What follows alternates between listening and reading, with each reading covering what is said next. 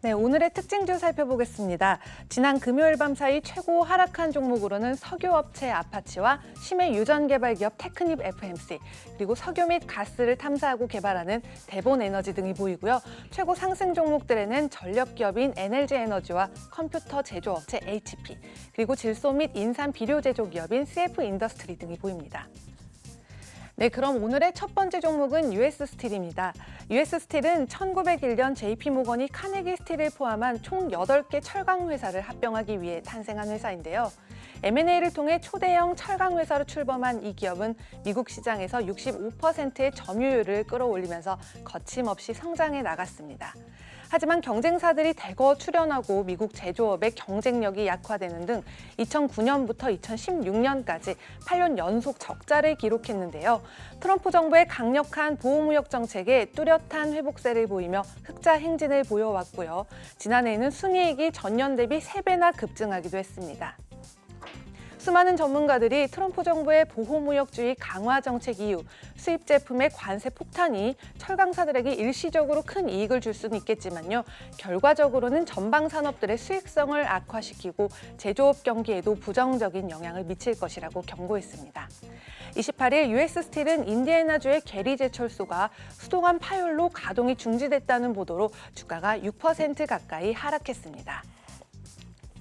네, 다음은 아파치의 소식입니다. 11월 29일 미 에너지정보국 발표에 따르면 지난 9월 미국의 월간 원유 수출량은 전년 대비 18% 증가했다고 하는데요.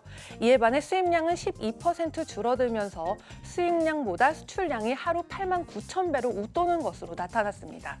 정부가 기록을 시작한 1949년 이후로 미국이 월간 단위 원유 순수출국에 오른 것은 이번이 처음인데요. 이른바 셰일 혁명으로 미국의 원유 생산량이 급격하게 증가한 것이 큰 영향을 끼친 것으로 분석되고 있습니다. 셰일 오일 증산에 따라 지난해 미국 원유 생산량은 사우디아라비아, 러시아 등을 제치고 1위에 올라섰는데요. 미국의 원유 공급이 늘어났다는 소식이 전해지자 29일 뉴욕 상업거래소의 WTI는 배럴당 5% 이상 빠지고 이에 아파치의 주가는 4% 이상 하락 마감했습니다. 네, 다음에 소개해드릴 특징주는 제약회사 피브로젠의 소식입니다. 중국 정부는 중국 정부 의약품 보험 목록에 적용을 받는 의약품 70개를 추가로 공개했습니다. 현재 중국 제약 시장의 총 규모는 약 1,320억 달러, 그러니까 우리 돈으로 156조 원으로 추정되고 있는데요.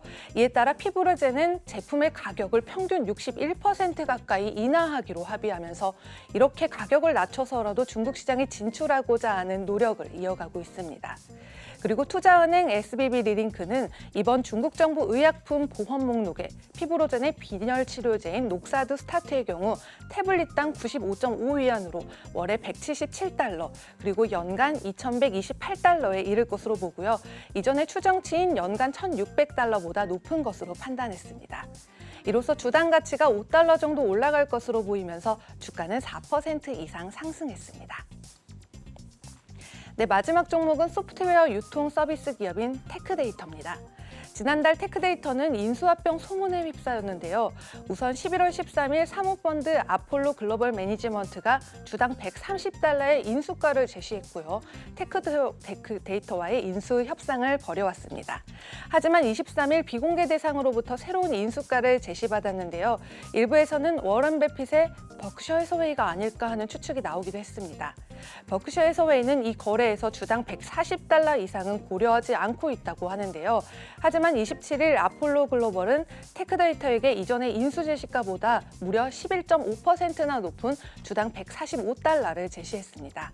이렇듯 인수가액을 51억 4천만 달러, 우리 돈으로 약 6조 740억 원으로 높였다는 소식에 테크데이터의 주가는 12% 이상 급등했습니다.